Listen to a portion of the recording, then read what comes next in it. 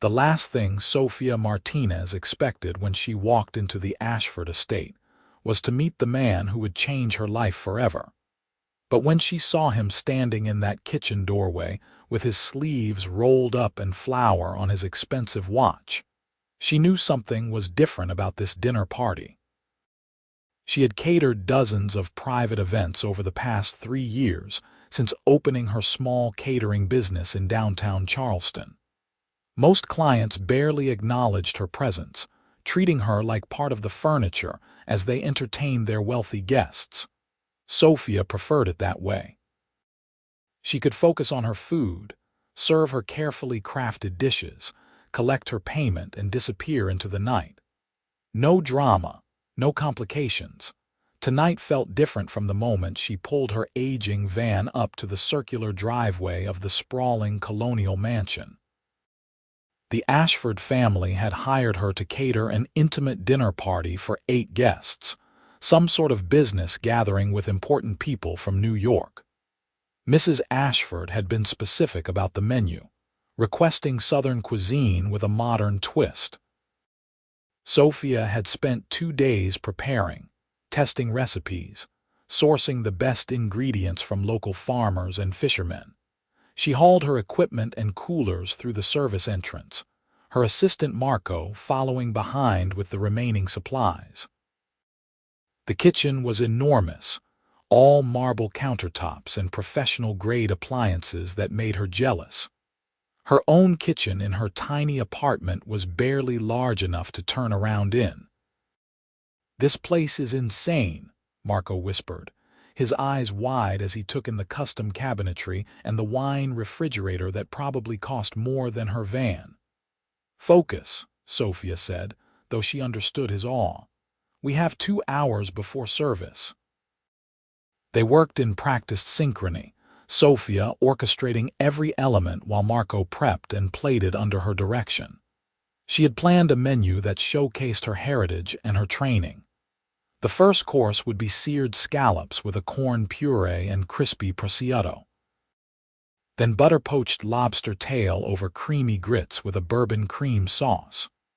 The main course was her grandmother's recipe for braised short ribs, elevated with a red wine reduction, and served alongside roasted root vegetables and buttermilk biscuits. For dessert, a deconstructed peach cobbler with bourbon caramel and house-made vanilla bean ice cream. Sofia was whisking the bourbon into her cream sauce when she heard footsteps behind her. She turned to find a man standing in the doorway, and her breath caught in her throat. He was tall, easily over 6 feet, with dark hair that fell just slightly across his forehead in a way that suggested he had run his hands through it recently. His eyes were an unusual shade of gray-blue, intense and focused as they took in the organized chaos of her kitchen prep. He wore a white dress shirt with the sleeves rolled up to his elbows, revealing tanned, muscular forearms. There was something about the way he stood, a quiet confidence that made the spacious kitchen feel smaller. "You must be the caterer," he said, and his voice matched everything else about him, deep and smooth with just a hint of roughness around the edges.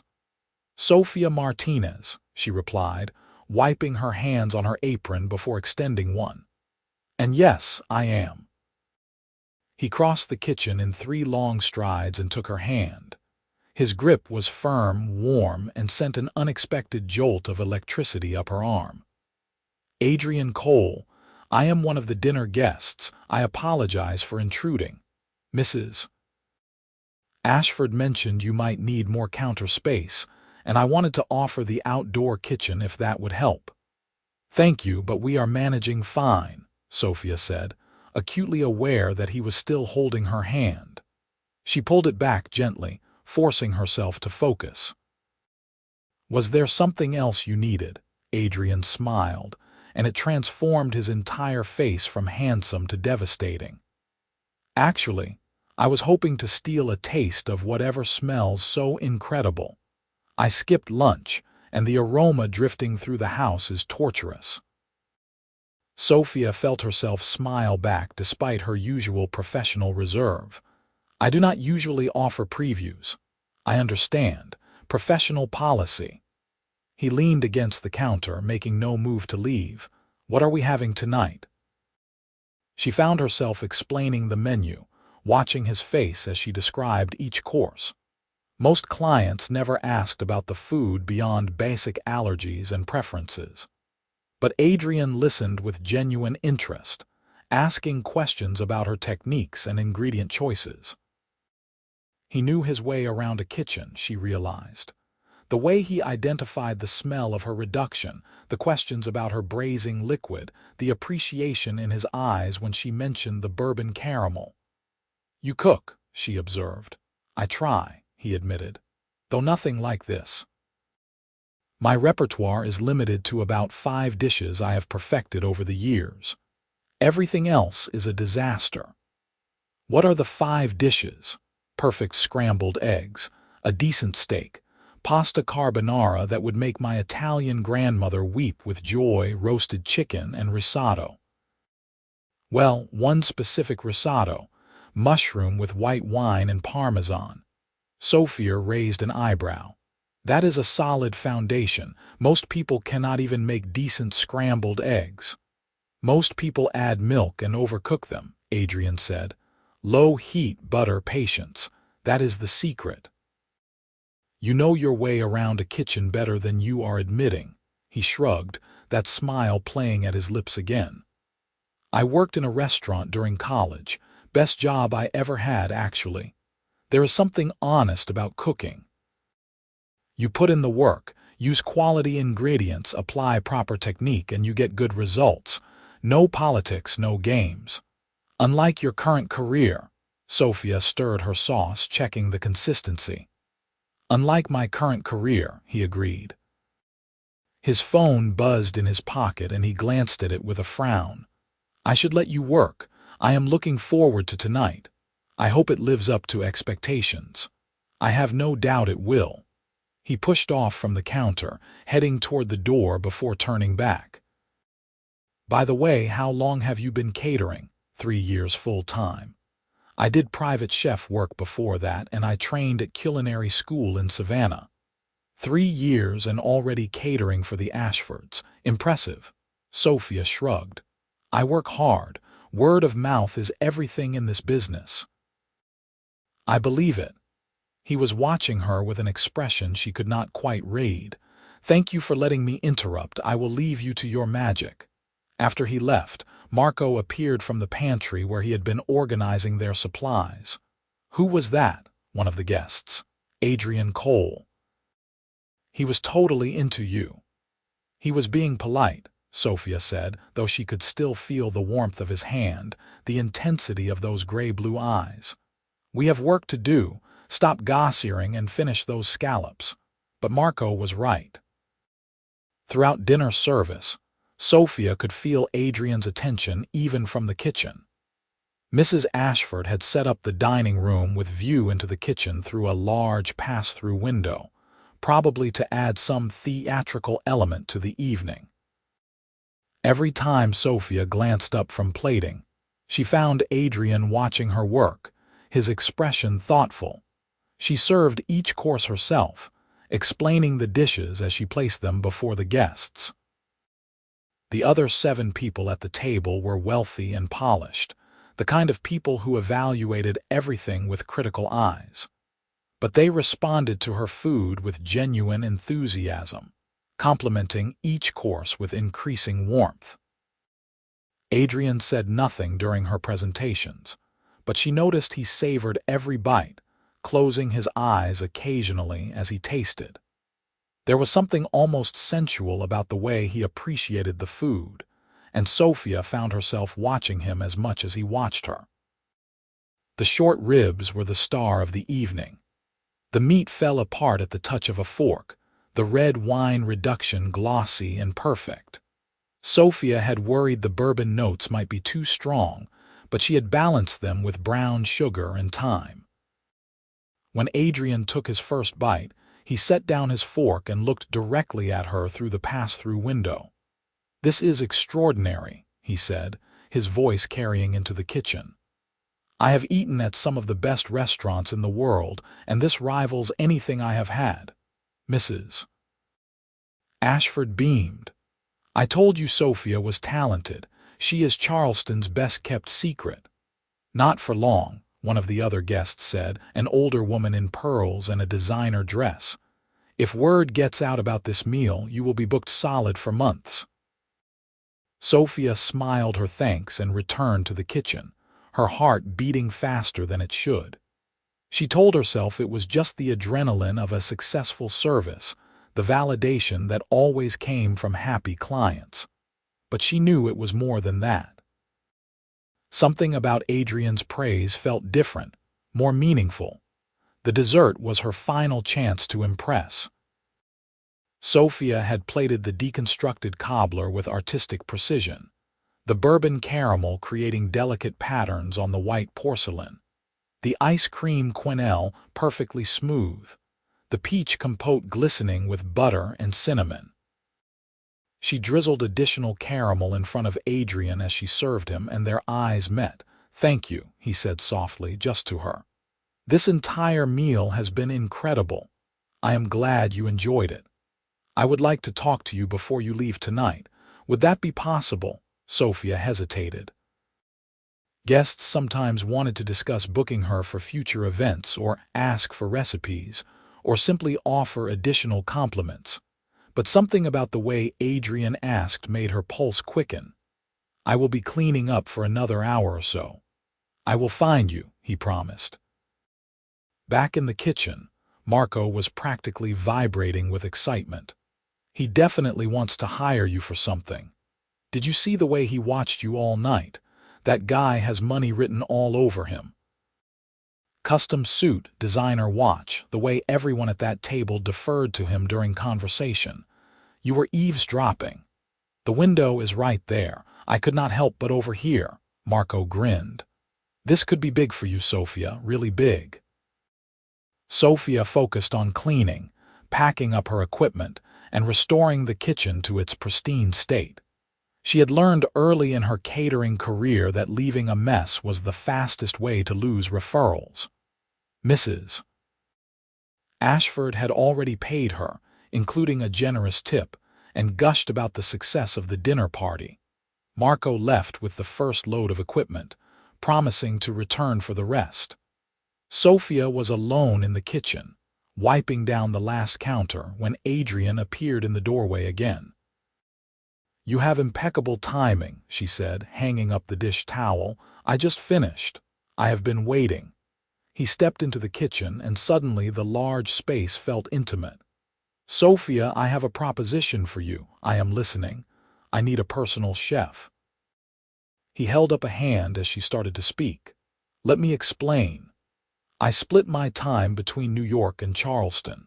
I have a house here that I have been renovating for the past year, and I am planning to make it my primary residence. I work long hours, I travel frequently, but when I am home I want to eat well. Really well. Not takeout, not restaurant food, not meal prep services. I want someone who can create the kind of meals you serve tonight." Sofia's mind raced. Personal chef positions were lucrative but demanding. They required complete flexibility, often strange hours, and intimate access to the client's life. She had done it before and found the lack of boundaries exhausting. "I appreciate the offer, but I have my catering business. I have bookings scheduled months in advance. I would pay you enough to make it worth stepping away from catering, at least temporarily, to try it out." Adrian named a figure that made her breath catch. It was more than she made in 3 months of catering. "That is per month," he added, watching her reaction.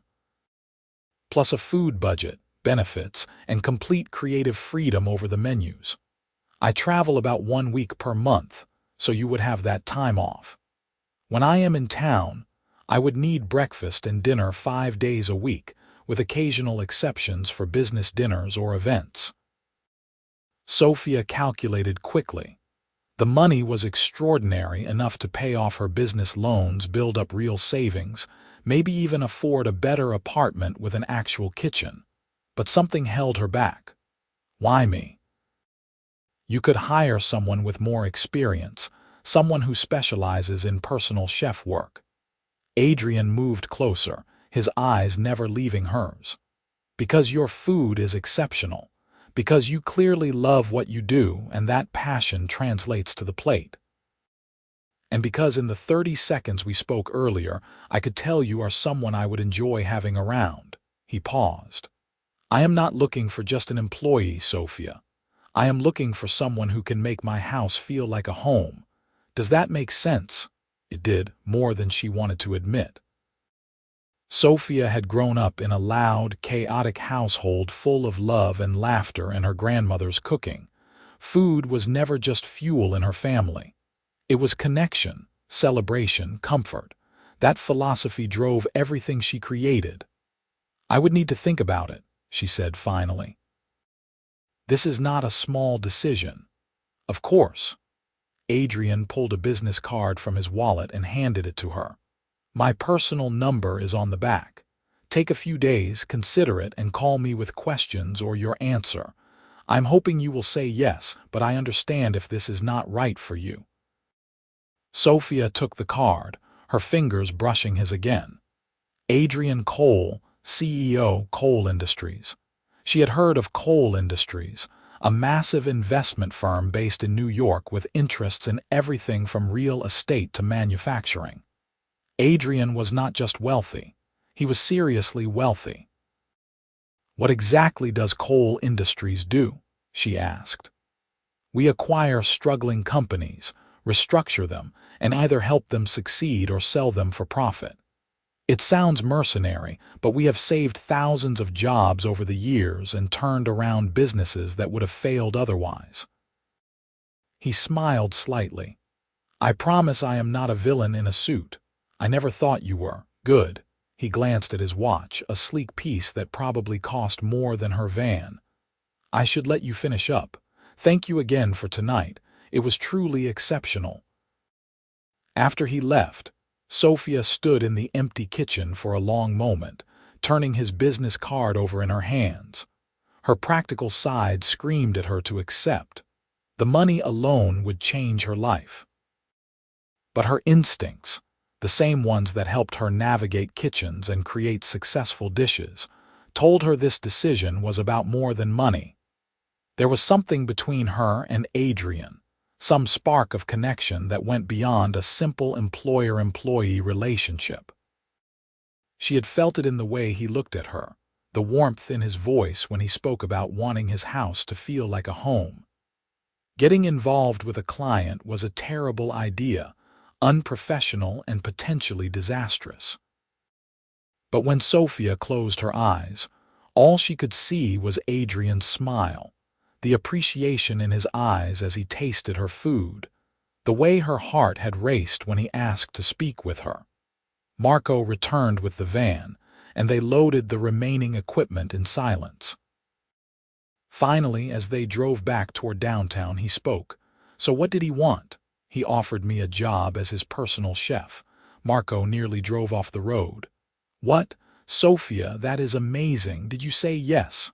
I told him I would think about it. What is there to think about? This is exactly the kind of opportunity you have been working toward. You have been killing yourself with catering, working 80-hour weeks, barely breaking even. This could give you financial security and a normal schedule. It is complicated. Why? Sofia sighed. Because I am attracted to him, Marco, really attracted. And taking a job as his personal chef when I feel that way seems like a recipe for disaster. Marco was quiet for a moment. Or it could be a recipe for something amazing. You have not dated anyone seriously in the 3 years I have known you. You are always working, always focused on the business. Maybe this is the universe giving you an opportunity to have both. Life does not work that way. Maybe it does. Maybe you just have to be brave enough to find out.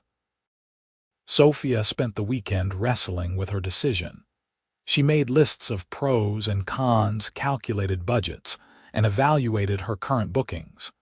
The practical arguments all pointed toward accepting Adrian's offer. She could afford to take 6 months or even a year away from catering. The money would give her the financial cushion she had never had. And if it did not work out, she could return to catering with savings and security she had only dreamed about. But every time she decided to call Adrian and accept, she thought about working in his home every day, cooking his meals, occupying such an intimate space in his life while fighting her attraction to him. It seemed impossible. On Monday morning, her phone rang.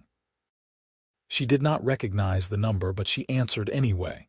"Sofia, it is Adrian." Her heart jumped. "Hi, I was planning to call you today. I hope I am not being too pushy, but I wanted to add something to my offer. Would you have time to meet me at my house? I would love to show you the kitchen, let you see the space where you would be working. It might help you make your decision." Sofia knew she should say no, that seeing his home would only make this harder. But she heard herself agreeing, writing down the address, promising to be there in an hour. Adrian's house was in the historic district. A beautifully restored Charleston single house, painted a soft blue-gray with black shutters, and a wraparound porch. The small front garden overflowed with jasmine and azaleas, their scent heavy in the spring air. He answered the door in jeans and a navy Henley, looking more relaxed than he had at the dinner party. His feet were bare, and there was something endearing about seeing him this casual, this comfortable in his own space. "Thank you for coming," he said, stepping back to let her in. "I know you are busy. It is not a problem." The interior of the house took her breath away. High ceilings, original heart pine floors, tall windows that let in streams of golden light. The furniture was masculine but comfortable, modern pieces mixed with what looked like antiques. Everything was tasteful and expensive but not ostentatious. "The kitchen is back here," Adrian said, leading her through the house. When Sofia saw it, she actually gasped. The kitchen was enormous, clearly a recent renovation that had knocked down walls to create an open space that flowed into the dining area and living room. The appliances were professional grade, better than what she had used at culinary school. A massive island dominated the center, topped with thick butcher block. Copper pots hung from a rack above, windows overlooked a small courtyard garden, and the pantry was the size of her bedroom. "This is incredible," she breathed, running her hand over the smooth stone countertop. "I designed it myself," Adrian admitted. "Well, with an architect, but I specified everything. I wanted a space where someone could really cook, not just heat things up. The previous kitchen was original to the house, charming but completely non-functional." Sofia moved through the space, opening drawers to find them full of professional tools, checking the oven to discover it was a model she had dreamed about owning, examining the 8-burner gas range with envy. This was not the kitchen of someone who barely cooked. This was designed by someone who understood food. "You said you only make 5 dishes," she said, turning to face him. Adrian leaned against the island, watching her explore. "I said I only make 5 dishes well. I have ambitions of expanding my repertoire, but my schedule has not allowed it. That is part of why I want a personal chef. I want to eat well, yes, but I also want to learn. I was hoping you might teach me occasionally if you are open to it." "Teach you to cook? Is that strange?" "I know it is not traditional for a personal chef position, but I enjoyed my time working in that restaurant. I have always wanted to get better, to understand technique. If you work for me, you would have access to this kitchen and whatever budget you need. In exchange for feeding me, maybe you could show me what you are doing, let me assist sometimes. I know I probably sound crazy." "You do not sound crazy," Sofia said softly. "You sound like someone who loves food." "I do. And I loved watching you cook Saturday night. The way you moved, the confidence, the creativity. You are an artist, Sofia. I would consider it an honor to learn from you. The sincerity in his voice made her chest tighten. She thought about her grandmother, who had taught her to cook in a kitchen a tenth this size, passing down recipes and techniques with patience and love. Cooking with someone was intimate, a shared language of flavors and textures and timing. If I accept this position, she said carefully, we need to establish clear boundaries. Absolutely. What do you need? A contract that specifies my hours, my responsibilities, and termination clauses that protect both of us. I would want to maintain some catering work, maybe one event per month, to keep my skills sharp and my contacts active. And I would need to know that this is a professional relationship, nothing more. Adrian straightened, his expression becoming serious. Of course. I would never want you to feel uncomfortable or pressured. You would have your own space here, a dedicated entrance, complete privacy. I travel for work frequently, and when I am home, I keep to my office most of the day. We would interact for meals, for any cooking lessons if you are willing, but otherwise, your time would be your own. Why does it feel like there is more to this? Sofia asked suddenly. You could hire any chef in Charleston, probably any chef in the country. Why are you so determined to hire me? Adrian was quiet for a long moment. When he spoke, his voice was low and honest. Because Saturday night, for the first time in longer than I can remember, I felt something other than exhaustion and stress. Your food, the passion you put into it, the way you described each dish. It reminded me of why I worked in that restaurant during college, why I fell in love with cooking in the first place. It reminded me that life should have beauty and flavor and moments of simple pleasure. He moved closer, not touching her, but near enough that she could see the flecks of blue in his gray eyes. I have spent the last 10 years building my company, making money, being successful by every conventional measure. But I come home to an empty house, eat takeout at my desk, and fall asleep reviewing contracts. That is not a life, Sofia. That is just existence. You made me remember what I have been missing. Sofia's breath caught. This was not about just hiring a chef. This was about something deeper, more fundamental. Adrian was lonely. Despite his wealth and success, he was searching for connection, for warmth, for the things that made a house a home. I will do it, she heard herself say. I will be your personal chef. The smile that transformed Adrian's face was worth every risk she was taking. They spent the next hour discussing logistics. Adrian wanted her to start in 2 weeks, which would give her time to handle her existing catering commitments and hire someone to manage any future bookings. He offered to have his lawyer draft a contract that afternoon, including every specification she had requested. The salary was even better than he had initially offered, plus health insurance, a retirement plan, and a food budget that made her head spin. I want you to have everything you need to be creative, he explained. If you want to source exotic ingredients, try new techniques, experiment with expensive items, do it. Consider this kitchen your laboratory. You might regret giving me that much freedom, Sofia said, but she was smiling. I doubt that.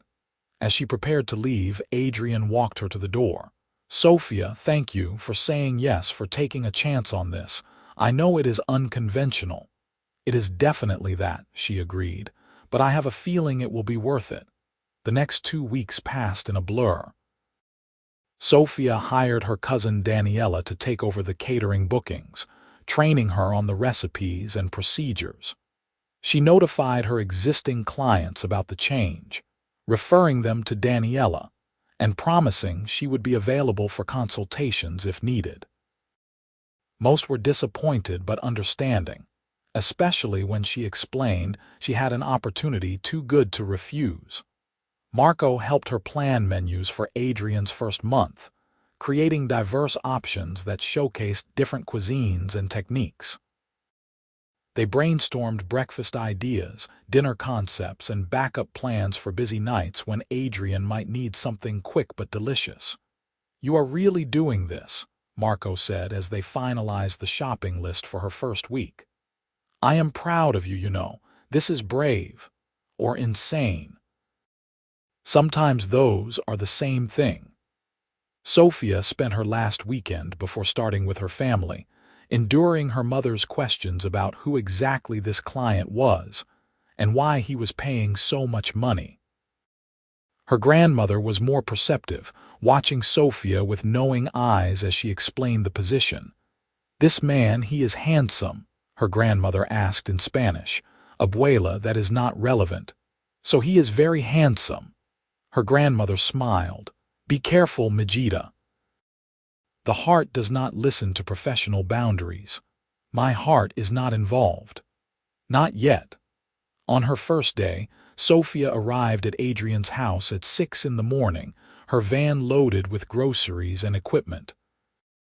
He had given her a key and the alarm code, along with instructions to make herself completely at home.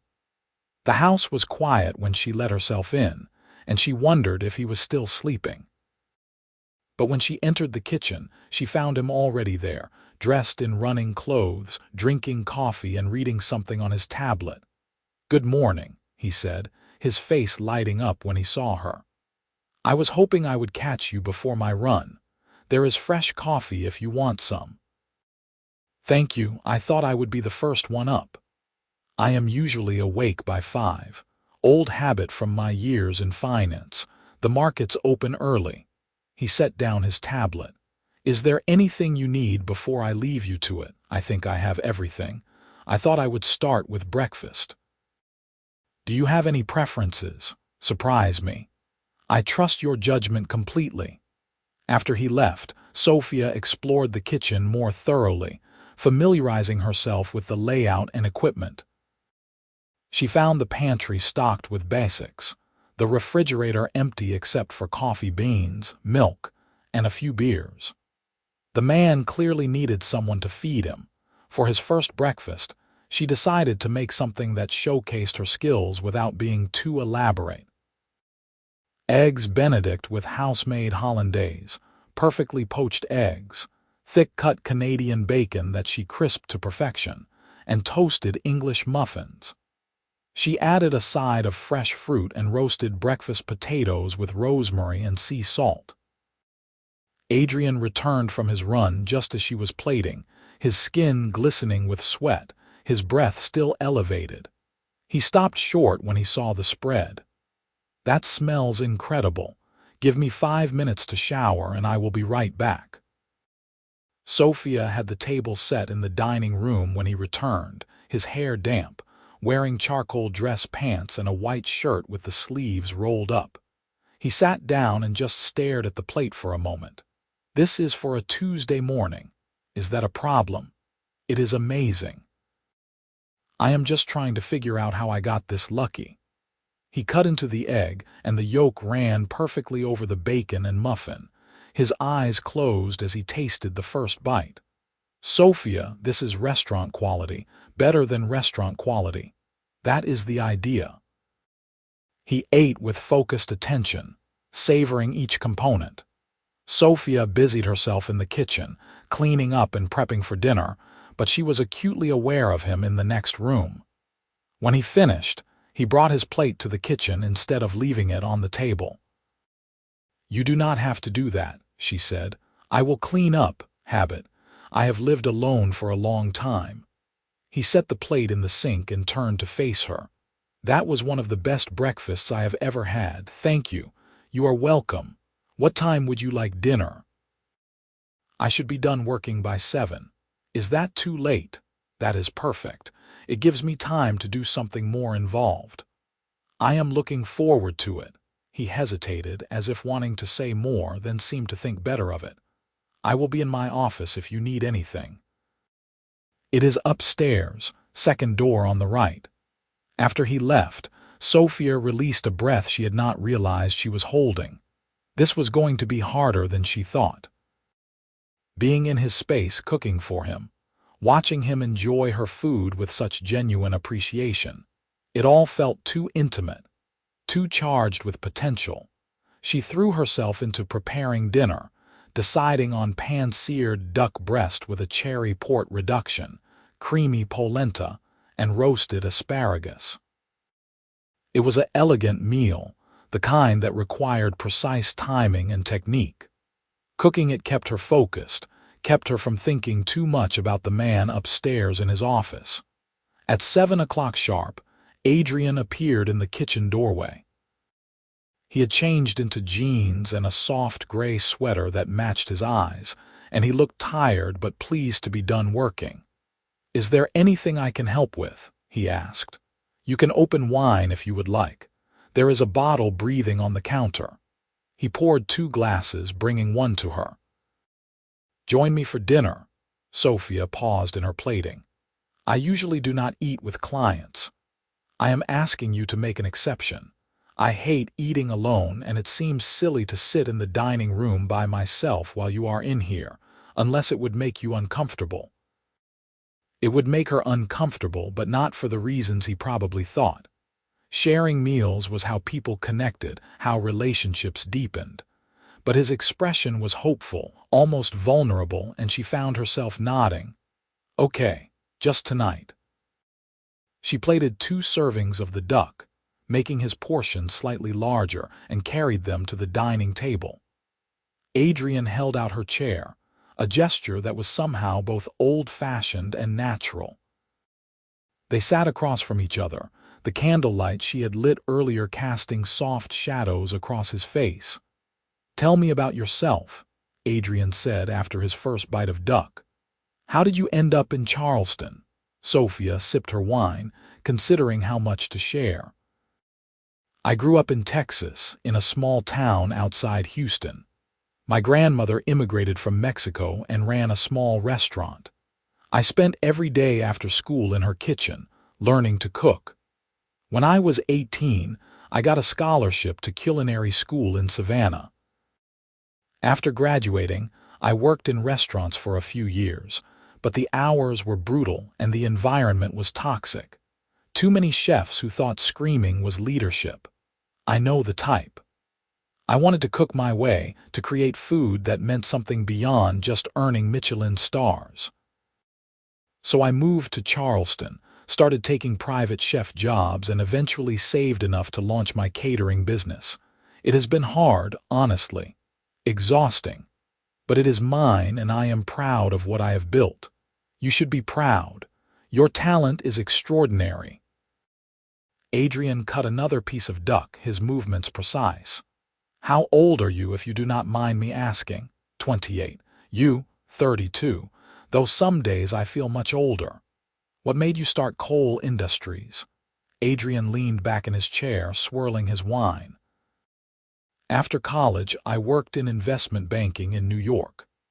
80, 90-hour weeks, constant travel, brutal competition. I was good at it, made a lot of money, but I hated my life. When I was 26, my father had a heart attack. He survived, but it made me reevaluate everything. I realized I was on track to end up just like him, wealthy but miserable with no life outside work." He paused, his expression distant. "So I quit. Used my savings to buy a failing manufacturing company in North Carolina. Everyone thought I was crazy, but I saw potential. I spent a year restructuring, modernizing their processes, improving working conditions. Within 18 months, the company was profitable. I sold it for 3 times what I paid, and Coal Industries was born. That is impressive. It has been rewarding. I like solving puzzles, finding value where others see only problems, but it is still all-consuming. That is why I wanted to move to Charleston, to build a life that is not just about work. New York is too intense, too competitive. Here, maybe I can have balance." Sofia understood that desire more than she wanted to admit. Her own life had been nothing but work for years, every waking moment dedicated to building her business.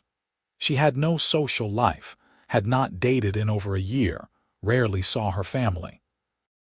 Balance was something she talked about but never achieved. "Why Charleston specifically?" she asked. "I visited 5 years ago for a friend's wedding. I fell in love with the city, the history, the food, the slower pace. I bought this house on impulse, then spent years renovating it. Every time I came here, I felt more at home than I ever did in New York. So I finally decided to make it official." They talked through the entire meal, the conversation flowing easily from topic to topic. Adrian asked about her favorite ingredients, her cooking philosophy, the dishes she dreamed of creating. She asked about his travels, the companies he had acquired, what he loved about the work. By the time they finished the duck and moved to the blackberry tart she had made for dessert, Sofia felt like she had known him for months instead of days. "This has been wonderful," Adrian said as they cleared the table together, despite her protests. "Thank you for joining me. I hope we can make it a habit." "We will see," Sofia said, but she was smiling.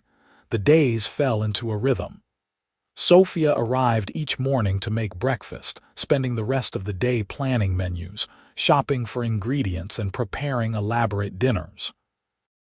Adrian worked in his office, occasionally emerging to ask questions or simply watch her cook. And despite her initial resistance, they began eating dinner together every night. It started innocently enough. Adrian would appear as she was plating, offer to open wine and suggest she join him. Sofia told herself it was easier than eating alone, more efficient than making separate meals.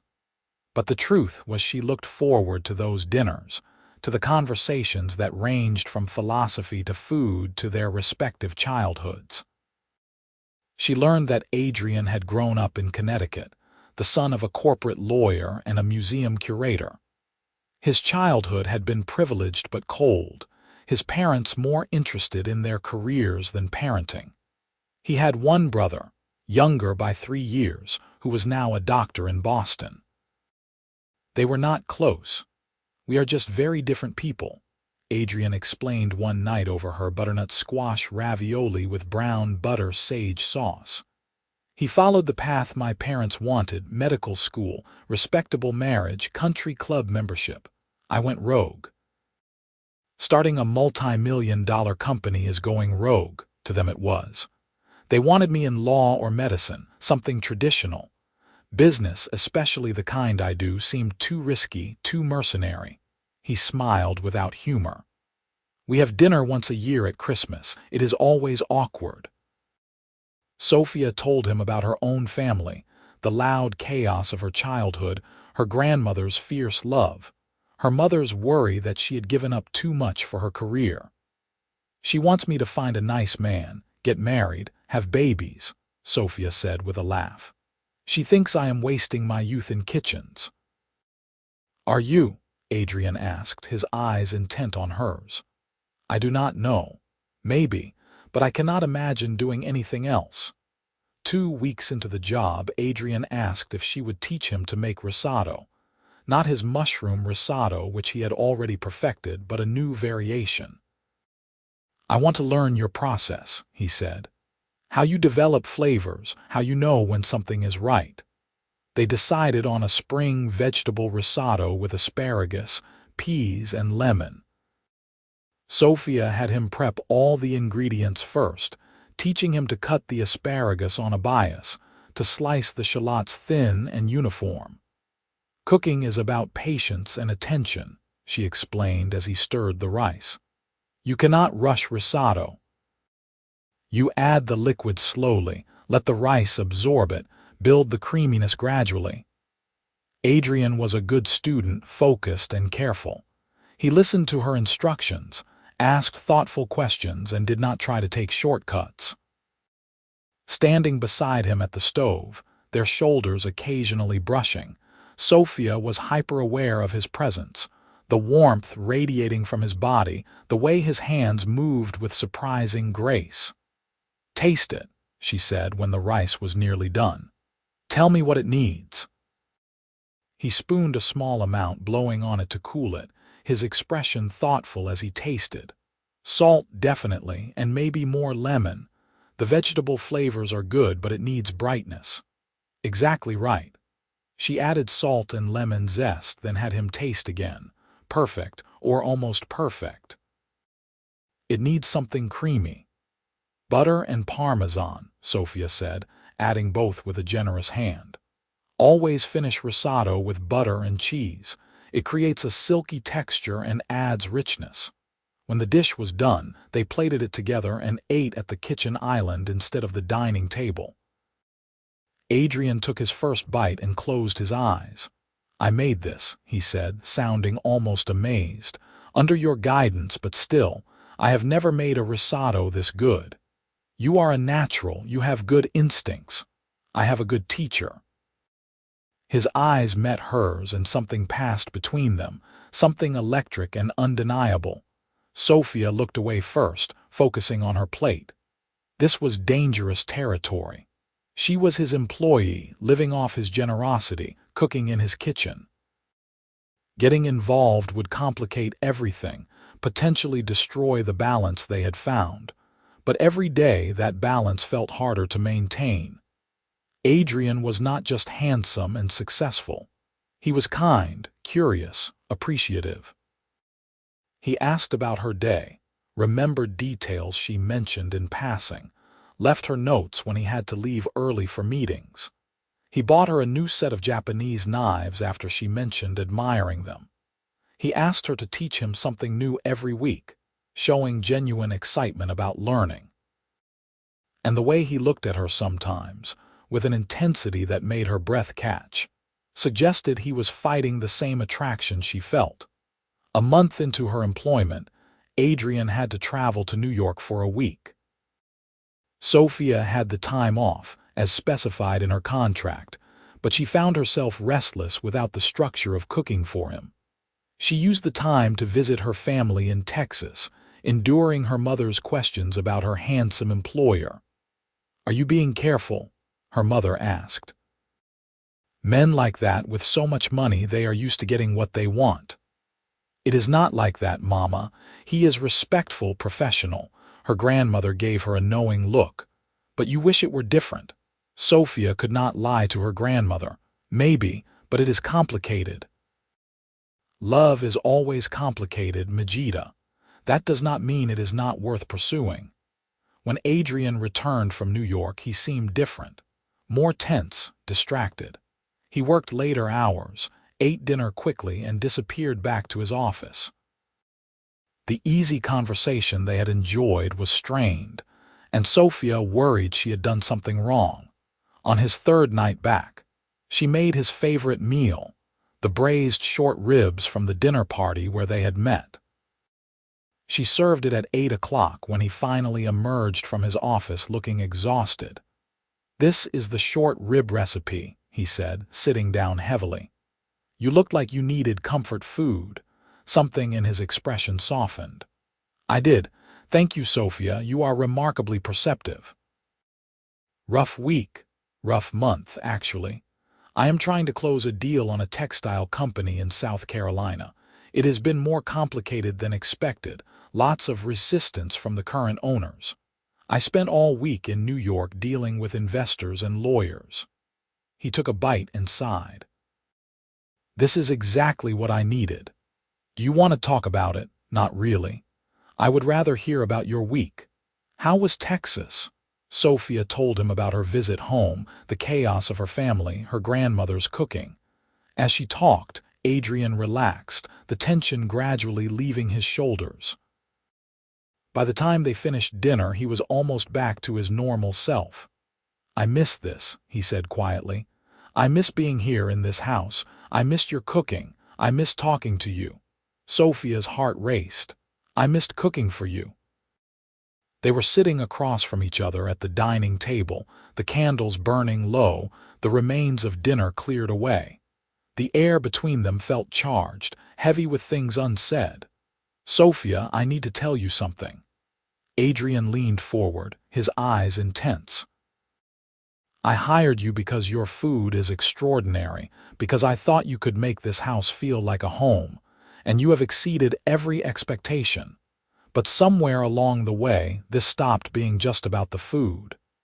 Adrian, let me finish, please. He ran a hand through his hair, a gesture she had come to recognize as a sign of nervousness. I know this is complicated. You work for me, and that creates an imbalance. The last thing I want is for you to feel pressured or uncomfortable.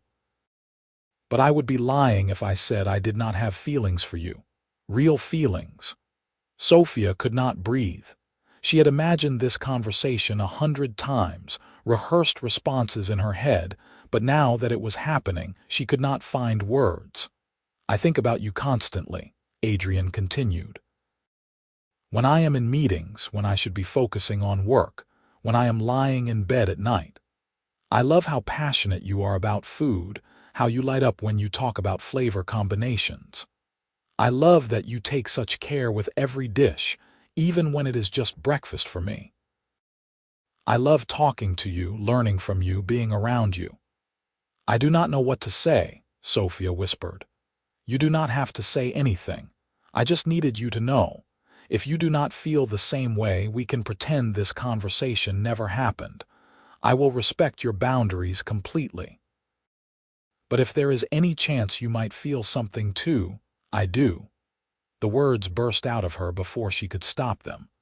I do feel something. God, Adrian, I have been trying so hard not to, but you make it impossible.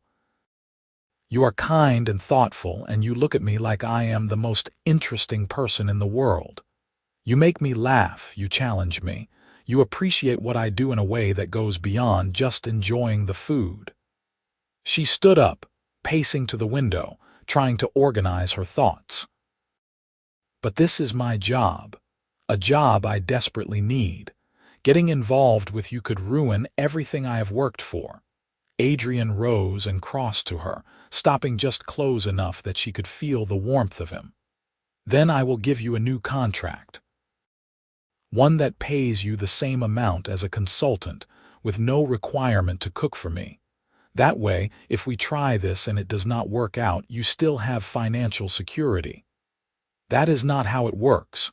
You cannot just throw money at this problem. I am not trying to. I am trying to remove the obstacle. Sofia, I have been alone for a long time. I have dated, had relationships, but nothing that mattered. Nothing that made me want to change my life. You make me want to be home for dinner. You make me excited to wake up in the morning. You make me remember that work is not everything. He reached out slowly, giving her time to pull away, and gently tucked a strand of hair behind her ear. His touch sent shivers down her spine. I am terrified, she admitted. What if this ruins what we have? What if we try and fail and I lose you completely? What if we do not try and spend the rest of our lives wondering what if? His hand cupped her cheek, his thumb brushing her skin with heartbreaking tenderness. I do not have all the answers, Sofia, but I know what I feel. And I think you feel it too. She did. She felt it in every cell of her body, the pull toward him, the rightness of his touch. She had been fighting it for weeks, telling herself it was impossible, unprofessional, too risky. But standing here with his hand on her face, his eyes full of hope and vulnerability, she could not fight anymore. Okay, she breathed. Okay, we can try. Adrian smiled, and it was like the sun coming out. Yeah, but we take it slow. And if it gets complicated, if it affects my work or makes things weird, we stop and reevaluate. Deal. He leaned in slowly, giving her every opportunity to change her mind until his lips were a breath away from hers. Is this okay? Instead of answering, Sofia closed the distance between them. The kiss was soft at first, tentative, both of them testing the waters.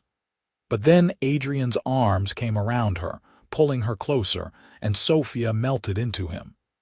He kissed like he did everything else, with focus and intensity and surprising tenderness. His hands moved to her waist, her back, tangling in her hair as the kiss deepened. When they finally broke apart, both breathing hard, Adrian rested his forehead against hers. "I have wanted to do that for weeks," he murmured. "Me too." They stood there for a long moment, just holding each other before Adrian pulled back slightly. "So what happens now?" he asked. "Now you let me finish cleaning the kitchen and we figure this out as we go," he laughed. "I can help clean." They worked side by side, washing dishes and putting away food. The atmosphere between them changed but not uncomfortable. If anything, the tension had been replaced by a giddy excitement, stolen glances and accidental touches that made them both smile. When the kitchen was spotless, Adrian walked her to the door as he did every night. "Can I take you to dinner this weekend?" he asked. "A real date, not me eating your cooking." "I would like that." Saturday night, perfect. He kissed her again, soft and sweet, before she left. Sofia drove home in a daze, her lips still tingling, her heart racing. She had just agreed to date her employer, the millionaire CEO who had hired her a month ago. It was reckless and probably stupid and potentially disastrous, but it also felt like the best decision she had ever made. Saturday arrived with spring rain, the kind of soft shower that made everything smell green and fresh. Sofia spent the afternoon trying on every outfit she owned, finally settling on a deep burgundy dress that was elegant without being too formal. She curled her hair, applied makeup more carefully than usual, and tried to calm her nerves. Adrian picked her up at 7, looking devastating in dark slacks and a charcoal blazer. His eyes widened when he saw her. "You look beautiful," he said, his voice rough. "Thank you. You clean up pretty well yourself." He took her to a small French restaurant she had heard about but never visited, too expensive for her usual budget. The owner greeted Adrian by name, leading them to a private corner table with candles and fresh flowers. "You have been here before," Sofia observed. "A few times. The chef trained in Paris and the food is exceptional, though not as good as yours." Over wine and perfectly cooked steak, they talked like they always did, but with a new openness. Adrian told her about his first serious relationship, a woman he had dated in his 20s, who left him for someone with a more predictable schedule. Sofia shared her own romantic history, the chef she had dated during culinary school who turned out to be married, the brief relationship with a lawyer who could not understand why she chose such an unstable career. "I have not dated much in the past few years," she admitted. "Building my business took all my time and energy. There was not room for anything else. I understand that. I have been the same way." Adrian reached across the table and took her hand. "But I am ready for room now. Are you?" Sofia looked at their joined hands, his fingers wrapped around hers, strong and warm. For so long, she had believed she had to choose between her career and personal life, between success and love. But maybe that was a false choice. Maybe with the right person, she could have both. "I am ready," she said. They skipped dessert at the restaurant and Adrian drove her back to his place instead of her apartment. "Is this okay?" he asked as he pulled into the driveway. "I just want to spend more time with you. It is more than okay." Inside, he built a fire in the living room fireplace while Sofia kicked off her heels and curled up on his couch. The rain pattered against the windows, and the fire crackled warmly. Adrian joined her, pulling her against his side, and they sat in comfortable silence. "This is nice," Sofia murmured, "just being here with you. It is perfect." He kissed the top of her head. "Thank you for taking a chance on me. Thank you for offering me the job, even if you had ulterior motives." "I did not," Adrian protested. "Well, not consciously. I genuinely needed a chef. And now I need you. As a chef, yes, but more than that. I need your laugh, your perspective, your presence in my life." They kissed again, and this time it was less tentative, more urgent. Sofia shifted to straddle his lap, her hands in his hair, his hands on her waist pulling her closer.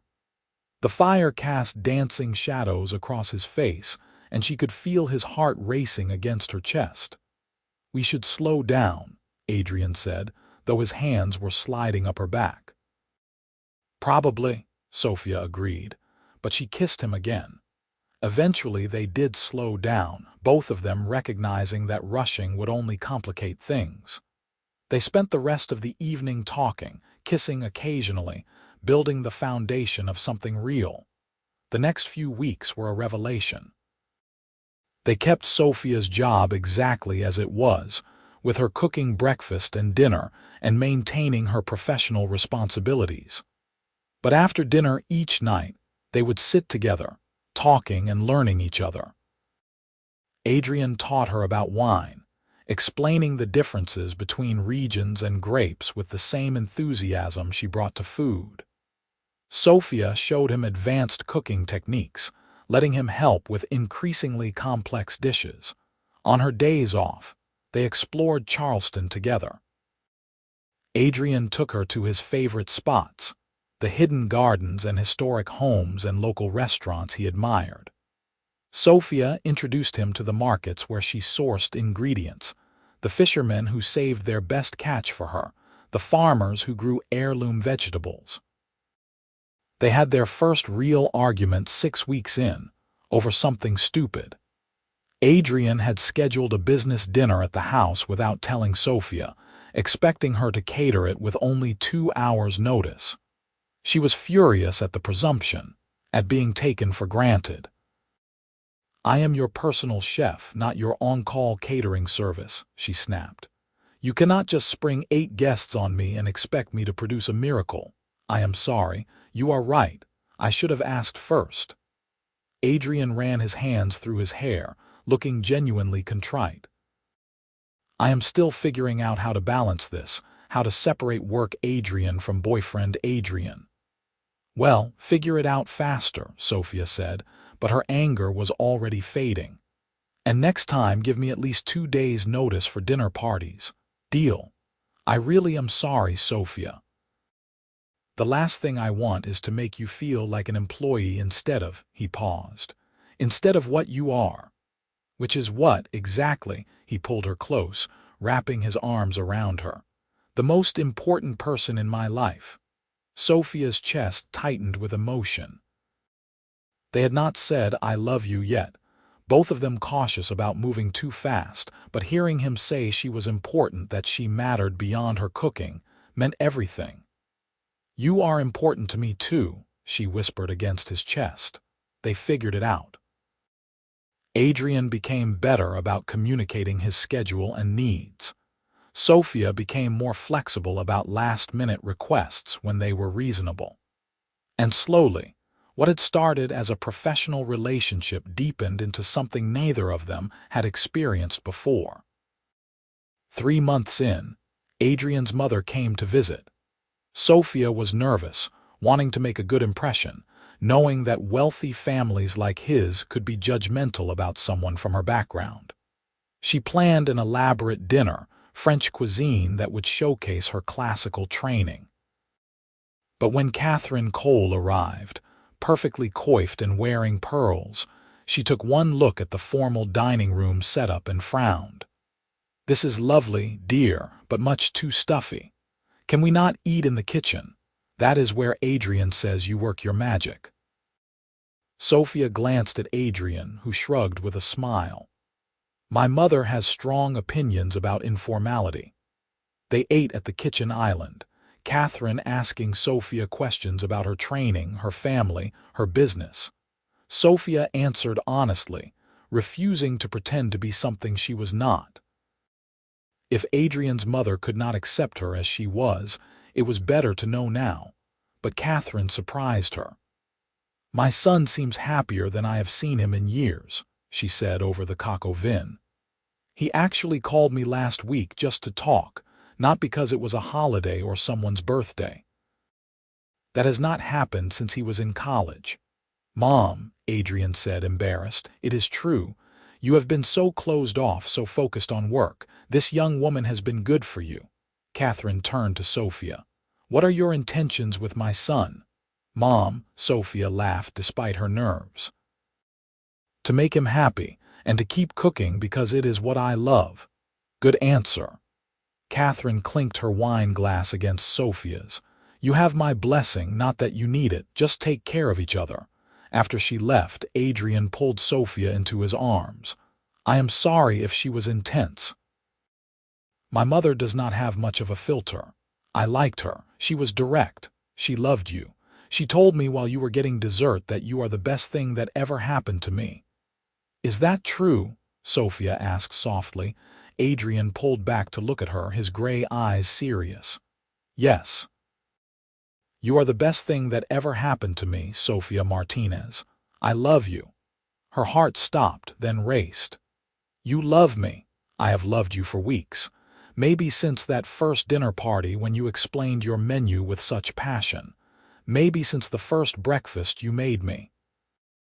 I do not know exactly when it happened, only that it did." He cupped her face in his hands. "You do not have to say it back. I just needed you to know." "I love you too," Sofia said, and it felt like stepping off a cliff and learning she could fly. "I love you so much it terrifies me." They kissed, and it felt different now, weighted with promise and vulnerability. They made love that night for the first time, slow and tender, learning each other's bodies with the same care they brought to everything else. Afterward, lying tangled together in Adrian's bed, Sofia felt like she had finally found the balance she had been seeking. Her work, her passion, her love, all of it fitting together in a way that felt right. The months that followed were the happiest of Sofia's life. She continued cooking for Adrian, but it no longer felt like just a job. She was cooking for the man she loved, creating meals that nourished not just his body but their relationship. And Adrian supported her own dreams, encouraging her to keep one foot in the catering world, to maintain her connections and reputation. When she catered a charity gala and received offers from 3 different clients for ongoing work, Adrian celebrated with her like it was his own success. When he closed the deal on the textile company he had been pursuing, she cooked his favorite meal and listened for hours as he talked through his plans for the business. They traveled together when Adrian had to go to New York for meetings, and Sofia loved seeing that side of his life. He introduced her to his colleagues and business partners as his girlfriend with obvious pride, never making her feel less than despite the difference in their worlds. A year after that first dinner party, Adrian proposed. He did it in the kitchen where they had met, where they had cooked together and shared so many meals. Sofia came in one morning to find the entire space filled with roses and Adrian waiting with a ring. "I know this is technically your workplace," he said with a nervous smile, "but this kitchen is where I fell in love with you, where I watched you create magic, where you taught me that food is about more than sustenance. I want to spend the rest of my life in this kitchen with you, cooking and talking and building a home together." Sofia was crying before he finished. Yes, absolutely yes. The ring was beautiful but not ostentatious, a simple diamond that caught the light perfectly. Adrian slipped it onto her finger and kissed her, lifting her off her feet and spinning her around the kitchen. They planned a small wedding for the following spring, just family and close friends in the garden behind Adrian's house. Sofia wore a simple white dress, and her grandmother cried through the entire ceremony. Adrian's brother served as best man, and their relationship slowly began to heal as he saw how happy Adrian was.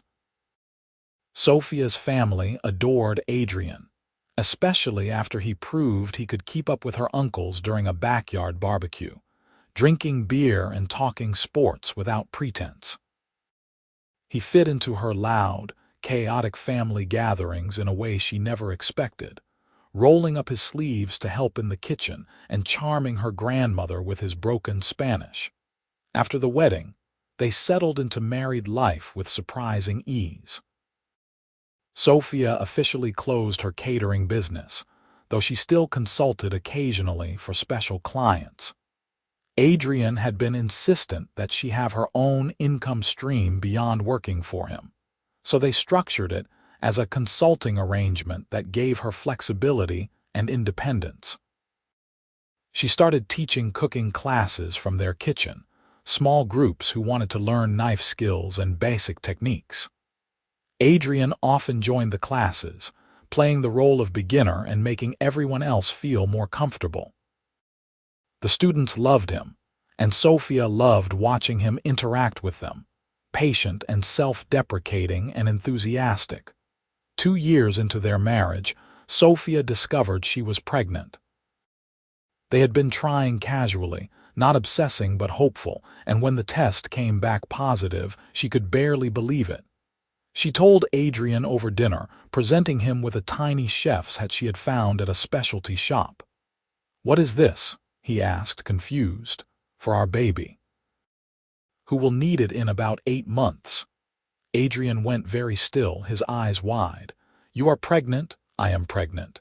He was around the table in seconds, lifting her into his arms, laughing and crying at the same time. "We are having a baby. Sofia, we are having a baby." Pregnancy was hard on Sofia. She was used to being on her feet all day, working with food, and the morning sickness made cooking nearly impossible for the first trimester. But Adrian stepped up, taking over the kitchen and cooking for her with the skills she had taught him. His meals were not as sophisticated as hers, but they were made with love, and that was what mattered. Their daughter was born on a warm spring evening. 8 pounds of perfect baby with dark hair and Adrian's eyes. They named her Alina Sofia, after both of their grandmothers, and she fit into their lives like she had always been there. Adrian was a natural father, getting up for midnight feedings and changing diapers without complaint.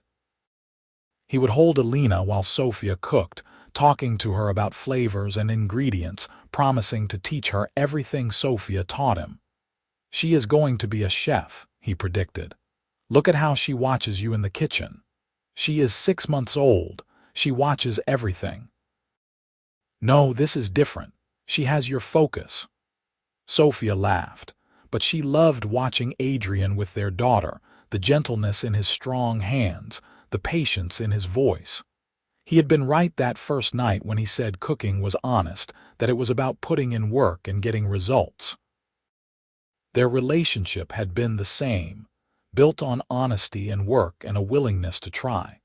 5 years into their marriage, Adrian surprised her with a restaurant. He had been working on it in secret for months, buying a property in downtown Charleston and renovating it to her exact specifications. The kitchen was enormous, state-of-the-art, and the dining room was intimate and beautiful. "It is yours," he said as he gave her the tour, Alina riding on his shoulders. "If you want it. No pressure, no expectations.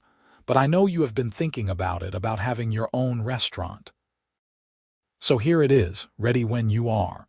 Sofia walked through the space with tears streaming down her face. It was perfect, everything she had ever dreamed of but never thought she could have. "I cannot believe you did this. You have given me so much, Sofia. A home, a family, purpose beyond work. Let me give you this." She opened the restaurant that fall, a small place that seated only 40 people and focused on seasonal Southern cuisine with international influences. The critics raved. Guests waited months for reservations, and within a year, she had earned her first James Beard nomination. But the success, while gratifying, was not what mattered most. What mattered was coming home to Adrian and Alina, to the kitchen where it had all started, to the life they had built together. What mattered was cooking beside her husband while their daughter played at their feet, teaching both of them new recipes and techniques. On their 10th wedding anniversary, They recreated that first dinner party menu, the one Sofia had made the night they met. Alina, now 8 years old and already showing talent in the kitchen, helped prep the ingredients, carefully cutting vegetables under Sofia's watchful eye. "Tell me the story again," Alina demanded as they worked, "about how you and Daddy met." Sofia glanced at Adrian, who was opening wine and grinning. They had told this story 100 times, but their daughter never tired of it. "I was catering a dinner party," Sofia began. "And your father was one of the guests. He came into the kitchen and asked to taste my food. And Mommy said no," Adrian added, coming to stand beside Sofia at the counter. "I did not say no. I said I do not usually offer previews." Practically the same thing. He kissed her temple and Alina giggled.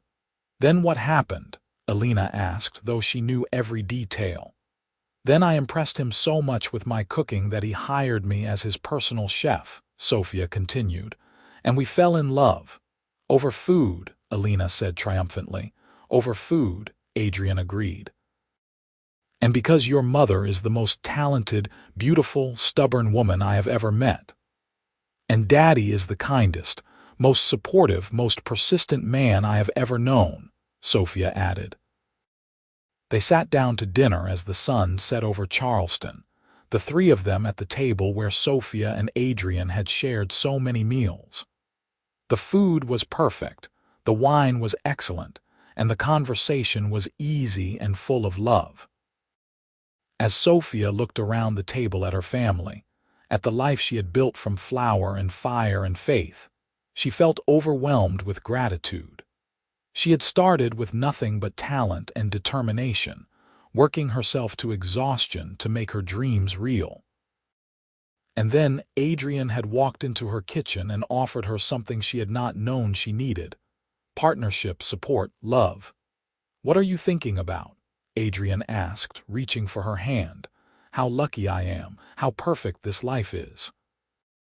"I am the lucky one," he said, bringing her hand to his lips. "You took a chance on a lonely millionaire who could barely cook 5 dishes. You taught me that life is about more than work and success. You gave me everything." Alina looked between them with exaggerated patience. "Are you two going to be mushy all night? Because I want to learn how to make the chocolate sauce for dessert." They laughed and cleared the dinner dishes, working together in the kitchen as they always did, as they always would. And as Sofia taught her daughter the secrets of the perfect chocolate sauce, with Adrian watching them both with love in his eyes, she knew that this was what happiness looked like. Not a fairy tale, not a fantasy, but something real and earned and beautiful. A life built on respect and trust, and the understanding that love, like good food, requires patience and attention, and the willingness to keep trying even when things get complicated. Years later, when people asked Sofia about her success, about how she had gone from a struggling caterer to a celebrated chef and restaurateur, she always gave the same answer: "I met someone who believed in me, who saw my potential and gave me the space to grow, who supported my dreams while helping me build new ones." That is the real secret to success: finding someone who makes you better, braver, more yourself. And if pressed about that millionaire guest who had hired her all those years ago, she would smile and say, "Best decision I ever made was impressing him with that dinner party. Second best decision was saying yes when he asked me to stay." Adrian would usually chime in at this point, pulling her close and adding, "Best decision I ever made was walking into that kitchen. Luckiest moment of my life." They would kiss, still as in love as they had been that first year, and whoever was listening would sigh with envy. Because some love stories, the best ones, are not about drama or obstacles overcome. They are about two people finding each other at exactly the right moment and choosing, every single day, to keep building something beautiful together. Sofia and Adrian built their beautiful life one meal at a time, one conversation at a time, one moment of laughter and tenderness, and shared joy at a time. From a catered dinner party to a lifetime of coming home to each other, they proved that the best recipes are the ones you create together, with love as the most essential ingredient.